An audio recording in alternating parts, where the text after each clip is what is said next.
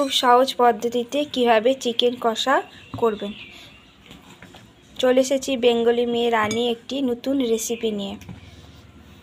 তো প্রথমেই মাংসটি ম্যারিনেট করে নিতে হবে। তার জন্য প্রথমে দই দিয়ে দিলাম, বেটে রাখা পেঁয়াজ বাটা, রসুন বাটা, আদা বাটা, জিরে বাটা দিয়ে দিলাম। তারপর একে একে তেজপাতা, হলুদ গুঁড়ো, লঙ্কা গুঁড়ো, সর্ষের তেল দিয়ে দিলাম। দিয়ে একসঙ্গে ভালোভাবে মাখিয়ে নেবে। মশলাগুলো সব ভালো করে মাখিয়ে নেবে। এবার 15 মিনিট ম্যারিনেট করার জন্য রেখে দেবে। ওদিকে মাংসটা ম্যারিনেট হোক, এদিকে আমরা পেঁয়াজটা ভেজে নেব। পেঁয়াজটা ভাজার জন্য তেল দিয়ে দিলাম, তারপর একটু পাঁচফোড়ন দিয়ে দিলাম, তারপর লঙ্কা দিয়ে দিলাম।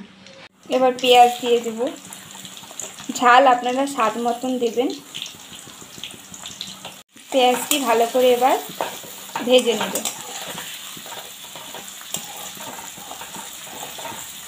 পেঁয়াজগুলো হালকা বাদামি হয়ে আসলে টমেটো কুচিগুলো দিয়ে দেবে। টমেটো কুচি দেওয়ার পর এবার সামান্য চিনি দিয়ে দেবে। তারপর আস্তে আস্তে নাড়তে থাকবে।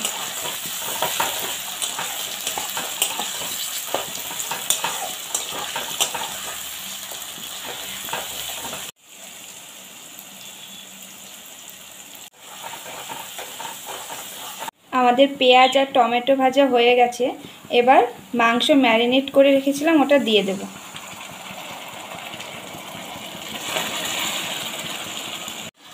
মাংসটি দেওয়ার পর এবার আস্তে আস্তে নাড়তে থাকবে, কারণ ম্যারিনেট করা থাকলে মাংস বেশি নাড়লে মাংসগুলো ভেঙে যাবে।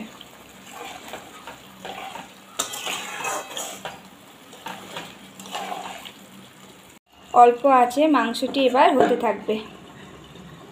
কিছুক্ষণ অন্তর অন্তর মাংসটি নেড়ে দেবেন, নাহলে তলায় লেগে যাবে। স্বাদ মতন লবণ দিয়ে দেব। এরকম সুন্দর সুন্দর রেসিপি দেখার জন্য অবশ্যই চ্যানেলটি সাবস্ক্রাইব করে দেবেন। মাংস কষা হয়ে গেছে, মাংস থেকে তেল বেরিয়ে এসেছে। এবার আমি আগে থেকে গরম জল করে রেখেছিলাম, ওটা দিয়ে দেব। বেশি দেবেন না, যেহেতু আমাদের মাংসটা কষা হবে আজকে। গরম জল দিয়ে কিছুক্ষণ ফুটতে দেব। আমাদের মাংস কষা হয়ে গেছে। এবার নামানোর আগে গরম মশলা, মিট মশলা দিয়ে নামিয়ে নেব। মাংসের কালারটা দেখুন, জাস্ট ওয়াও।